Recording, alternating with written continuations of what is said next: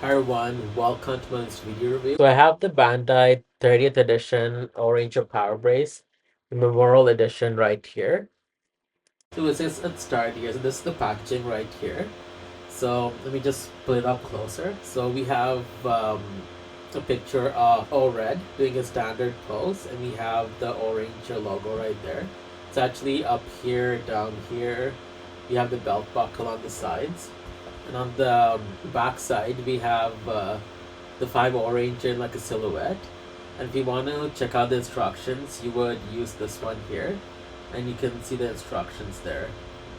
And that's pretty much it. As far as the packaging goes, it's very meh, to be honest. This is the first time we got a re-released Power Brace, and I feel like they could have put more effort into the packaging. Because I remember with the Bandai Artisan line, whenever they release a changer, their boxes are beautiful. Unfortunately, I don't really have a box to show you guys as reference.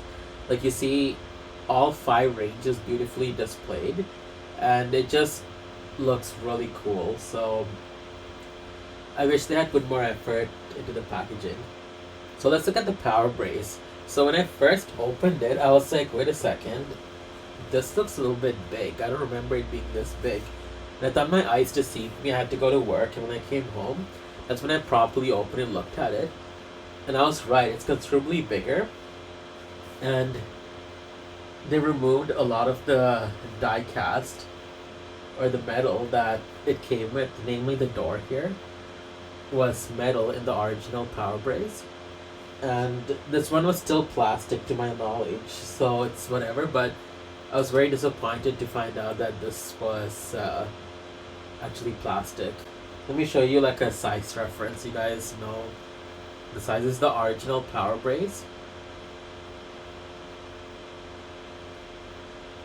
And this is the Memorial Edition, so you can kind of tell.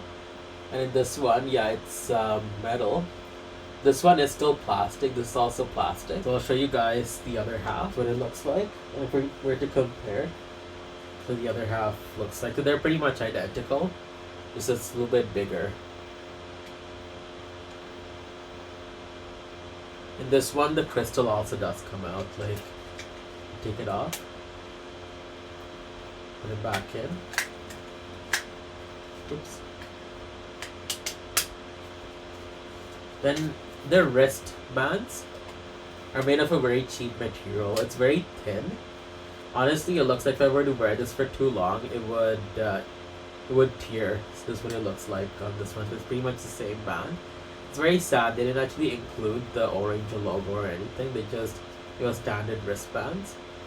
Let me show you like a comparison. The original ones were way more sturdy, so much more better, as this one is very flimsy and thin.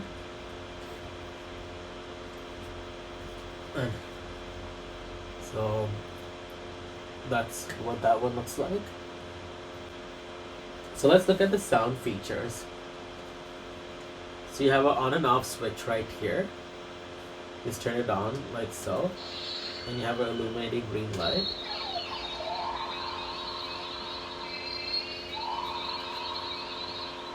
That's your henshin sound. So you have sound effects on either side here. So this is more sound effects, this button here. This button here is more like background music and the opening theme. So let's just start with this one.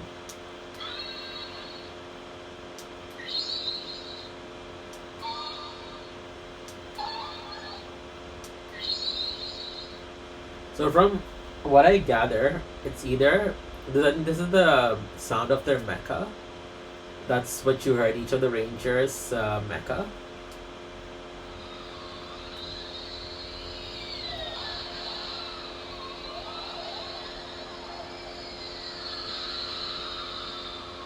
And there's that sound there too.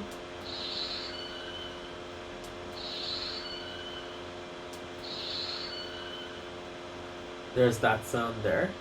And then here's the music.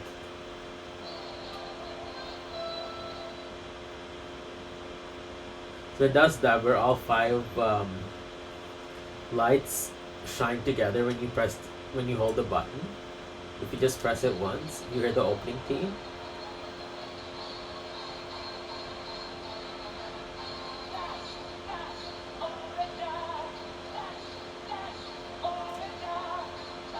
It's gonna stop it for copyright reasons.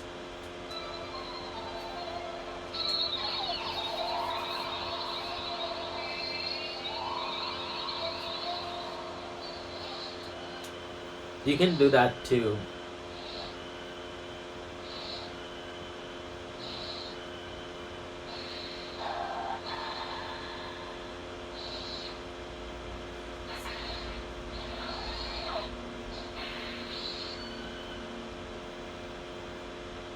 I guess that's another sound feature I unlocked. That's the thing with Sentai changers. I love them, like the anniversary versions, but they hide so many sound features that sometimes I press a button, I'm like, wait a second, I just discovered a sound. What I was gonna say is you can actually play the sounds together. Like I just played the henshin sound, and then I also pressed the henshin, so it works together. So that's pretty cool. So let's press this again. There's also that one there.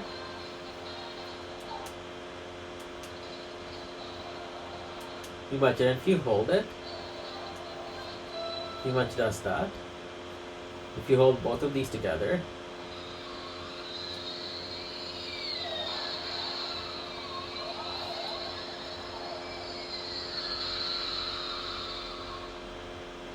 it does that.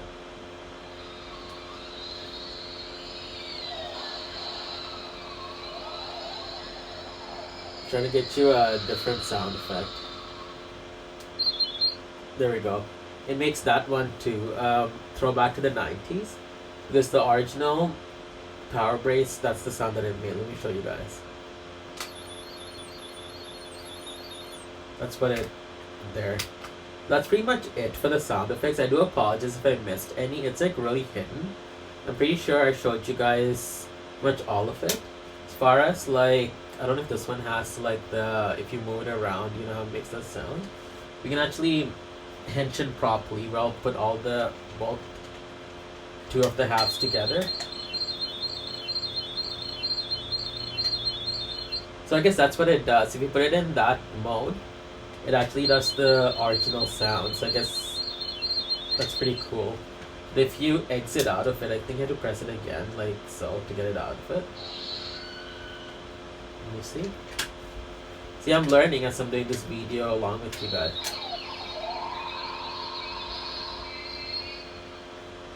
Yeah, so it's really cool. So you can put it into the original mode too.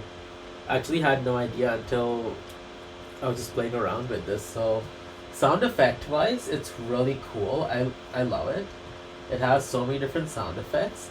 It's just accessing them is a little bit tricky because it has two different modes. The fact that everything is in Japanese for their instructions, it doesn't really help trying to figure it out. So you kind of have to play around with it a lot to see all the different sound effects. So I want to show you guys a side-by-side comparison of this power brace with the Legacy Zeonizer.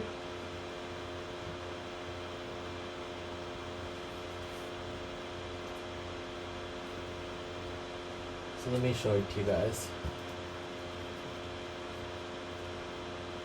Now the Legacy Zeonizer, I feel like they went all out. Like this is metal. This is also metal. Their button is this one here and that one's plastic. And for the next half,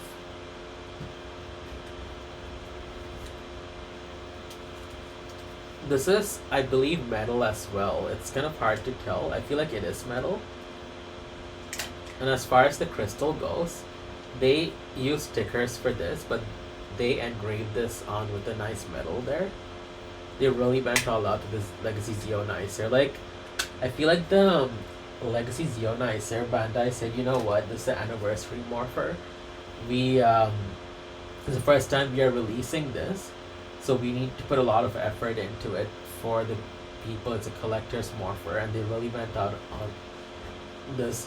This one, I feel like with Bandai Memorial Edition, they were like, you know what, it's 30th anniversary, we need to put out the power brace.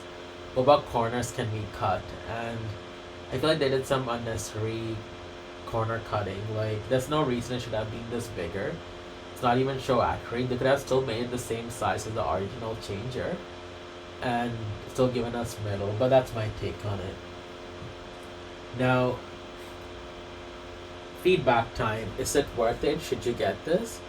You should only get this if you don't have a power brace or a Zeonizer and you always wanted one. This is a cost effective way to get. I mean, sure, you don't have the metal, you have plastic, but you get some neat sound features which kind of make up for it, I guess. So there is that, and the fact that it has a mode which allows you to have the original sound effects. That's also really cool, so I would get it. But if you already have the Zeonizer power brace and you don't really care if I mean you're satisfied but you still wondering should I get this, I wouldn't bother, because to me, like, unless you are in love with this changer, you love so many different like versions of it, then I would say go for it. Because me, I'm that way. I love the Zeonizer, I love the power brace. Two-piece changers have a place in my heart. I freaking love it. So, and the Zeonizer is one that I love so much. I actually love it more than the Aura changer. So when they said a memorial edition was being released for 30th edition, I had to run for it. I mean, would I have still gotten it if I knew that they were not using metal, it's going to be plastic? To be honest, yes, I would have. I mean, not if it was like $300-400, no, but for the price that it was going for, yes, I would have. So price wise, with the import charges, because I end up spending like $30 in import charges. I would say maybe I paid close to 170 Canadian dollars. I could be off by a few here and there. I would say for that price, like, I guess, but still, I feel like I was owed metal if I was spending that price. So they're gonna use plastic.